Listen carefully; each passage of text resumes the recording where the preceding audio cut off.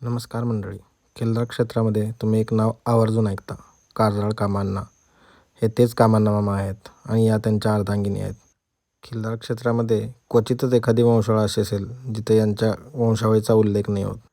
आणि हा जो तुम्हाला समोर व्हिडिओमध्ये बैल दिसत आहे, हा त्याच वंशावळीचा वारसदार आहे. एखाद्या मुक्या प्राण्यावर लावलेला जीव आणि हा महादेवाचा नंदी एखाद्याचं आयुष्य कसं बदलू शकतो हे कामांना मामांना भेटल्यावर समजतं. एका नंदीच्या जीवावर एवढं मोठं साम्राज्य निर्माण केलं आणि आता त्याचा वारसा ते पुढे चालवत आहेत. घट्ट आणि मजबूत शरीरयष्टी, गरम रक्त आणि देखणेपणा हे या खाणीची वैशिष्ट्य म्हणायला हरकत नाहीत.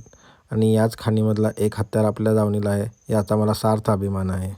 खिल्लारच्या नादापायी फिरता फिरता कामांना मामांची भेट झाली, त्यांच्या गृहलक्ष्मींची भेट झाली. ह्यापेक्षा मोठं सौभाग्य काही असूच शकत नाही. या खिल्लार क्षेत्रामध्ये वंशावळींचा अभ्यास करता करता एक गोष्ट ध्यानात आली की खिल्लार हे कारजाळचे कामांना मामा यांचं नाव घेतल्याशिवाय 100% अपूर्ण आहे. थांबा विचारूया की कुठल्या बैलाचा मावशी? आता एक दाखवलं होते. हा कारजाळचा मेन बैल नाही. हा कारजाळचा मेन बैल. आजोबा ही आजोबा आहे, ती आजोबा.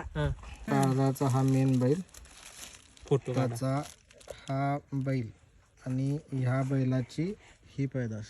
म्हणजे कारजाळच्या मेन बैलाचा डायरेक्ट नातू आहे हा. या कारजाळ खाणीतले बैल जितके देखणे आणि वैशिष्ट्यपूर्ण आहेत, तितक्याच गायी देखील सुंदर आहेत. त्यातसुद्धा तुम्हाला पुढील एखाद्या व्हिडिओमध्ये बघायला मिळतीलच. आणि हा खिल्लारचा वारसा आपल्याला असाच जपायचा आहे आणि अशाच सर्व वैशिष्ट्यपूर्ण वंशावळींची माहिती काढायचा प्रयत्न आम्ही करत राहू आणि तुमच्यापर्यंत पोचवत राहू. अजून आम्हाला खिल्लार क्षेत्रातील बऱ्याच रथी महारथींना भेटायचं आहे आणि त्यांच्याकडनं खूप काही शिकायचं आहे. आणि हा खिल्लारचा वारसा असाच टिकवायचा आहे आणि पुढे सुरू ठेवायचा आहे. धन्यवाद.